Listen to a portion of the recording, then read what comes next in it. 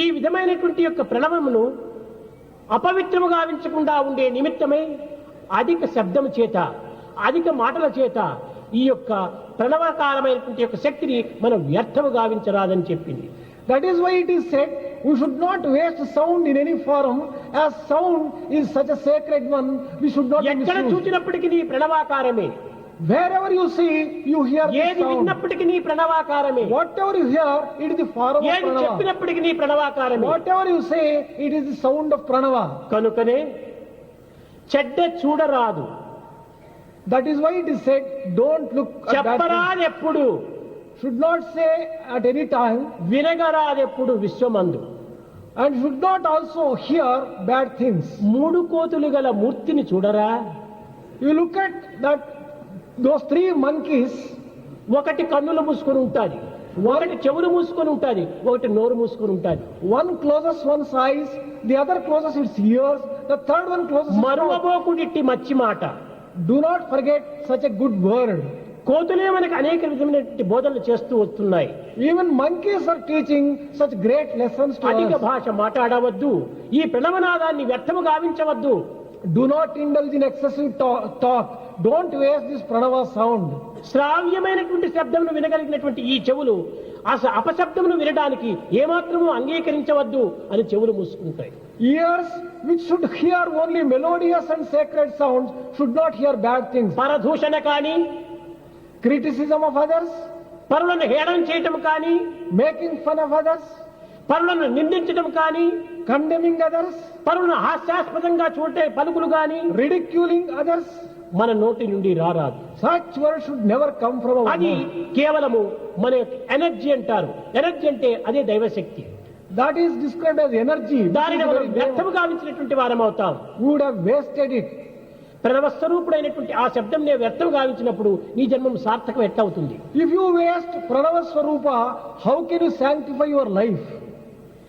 అదే విధంగానే వినటము కానీ, పలకటం కానీ, చూడటం కానీ మంచిది కాదు, చెడ్డవి. Whether it is hearing, seeing or talking, it should never be a bad thing at all. ఇది ముఖ్యమైనటువంటి సాధన లోపల నిత్య జీవితంలో మనము దీనిని అభివృద్ధి పరచుకోవాలి. We have to develop this in our daily life. అనవసరమైనటువంటి వారి విషయంలో మనము ప్రవేశించరాదు. We should not enter into things with which we are not తన concerned. తత్వాన్ని తాను గుర్తించడానికి ప్రయత్నించాలి. One has to recognize one's own real nature and truth. ఇలాంటి యొక్క నిజతత్వమును నిత్య జీవితం లోపల సాధనకు అనుగుణ్యమైనటువంటి యొక్క మార్గములను ప్రబోధిస్తూ వచ్చింది ఈ సామవేదం. Samaveda has taught this principle of reality and truth applicable in daily life. అన్ని వేదములు ఎందుకును ఈ యొక్క సామవేదము ఉత్కృష్టమైనటువంటి వేదముగా భావిస్తూ వచ్చింది. Among all the Vedas, Samaveda is the most sacred. కనుకనే అట్టి సామవేద స్వరూపుడు నేను అని కృష్ణ పరమాత్ముడు చెప్పినటువంటి విషయం. That is why Krishna Paramatma declared that I am Samaveda among Vedas. వేదానాం సామవేదోస్మి అనగా నేను సామవేదమును అని వేదముల్లో నేను ప్రధానమైనటువంటి స్థానంలో వహించినానని కూడాను గీతాచార్య యొక్క నుడివి. Gitacharya has also declared, I am taking the form of Samaveda, the most important one among all the అనగా Vedas. దైవత్వాన్ని, దివ్యత్వాన్ని, పవిత్రాన్ని ప్రకటితం గావించి ప్రచారం సలిపి ప్రబోధన చేసి ఆనందాన్ని అందించేటువంటిది ఈ సామవేదం. This Samaveda is one which expresses divinity, sacredness and gives joy in the form of melody కనుకనే and మన rhythm. మాటలన్నీ కూడాను కేవలము ఒక విధమైన హృదయానందాన్ని అందించేటువంటివిగా ఉండాలి. Therefore, all our words must be such that they give joy ఇతర to the హృదయములను heart. ఏమాత్రము బాధింపజేసేటువంటివిగా ఉండకూడదు. They should not be ones which hurt others. ఆ విధమైనటువంటి యొక్క మాటలనే మనం ప్రవేశపెడితే మనం మనుషులమే కాదు. If we use bad words, we cannot call ourselves human beings.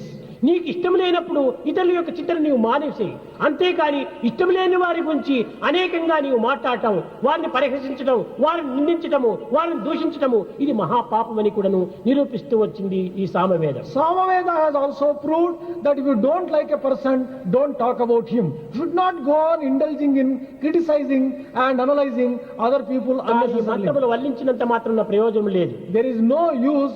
మానవులకు నిత్య merely జీవితం లోపల ఏది అవసరమైనటువంటి విషయంలో అవి మనం వేదములు యందు గ్రహించాలి. We have to recognize those things which are very useful in our daily life from Vedas. కేవలం మంత్రాలను ఉచ్చరించుకుంటూ కాలమును వ్యర్థం గావించుకుంటూ క్రియలో మనం ఆచరణ లేకుండా పోయినా ఈ మంత్రముల యొక్క ఫలితం ఏమాత్రం కూడా అనుభవించము. If we end up only reciting slokas without practicing them, there will be no use at all for us. ఏదో గ్రామ్ఫోన్ రికార్డు కదా వాయించినట్టుగా మనం కూడా మంత్రములు చెప్పవచ్చు. We may be able to recite mantras like a gramophone playing gramophone కాదు, play. మానవుని యొక్క జీవితము ఒక యంత్రము, Human life, ఒక మంత్రము, ఒక తంత్రము. human life must be considered as a mantra, yantra and tantra.